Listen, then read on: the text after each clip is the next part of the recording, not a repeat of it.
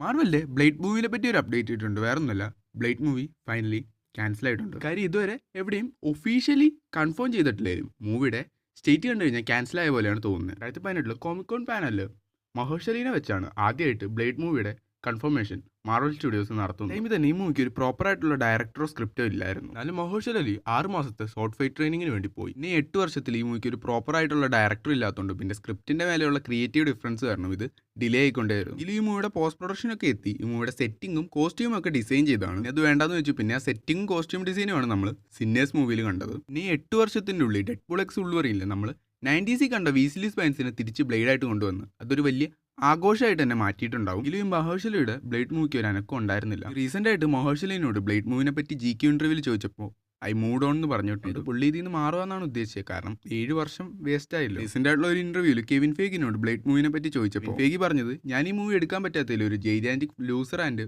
Failure ആയിട്ട് feel ചെയ്യുന്നുണ്ട്. അപ്പോൾ കൂട്ടി വായിക്കുമ്പോൾ ഈ മൂവി ക്യാൻസൽ ആയെന്നാണ് തോന്നുന്നത്. ഇതുപോലെ അർക്കിൻ സ്റ്റുഡിയോസിന്റെ ഒരു ബ്ലേഡ് ഗെയിമും ഇതേപോലെ ഡിലേയിൽ പെട്ട് കിടക്കുമെന്നാണ് കേട്ടെ. അതിൻ്റെ കാര്യം എങ്ങനെയാണെന്ന് അറിയത്തില്ല. വീഡിയോ ഇത്രയൊക്കെ ഉള്ളൂ. ഇതേപോലെ മൂവി അപ്ഡേറ്റ്സ് കിട്ടാൻ വേണ്ടി ചാനൽ മറക്കാതെ സബ്സ്ക്രൈബ് ചെയ്ത് വെച്ചേരെ. And see you soon.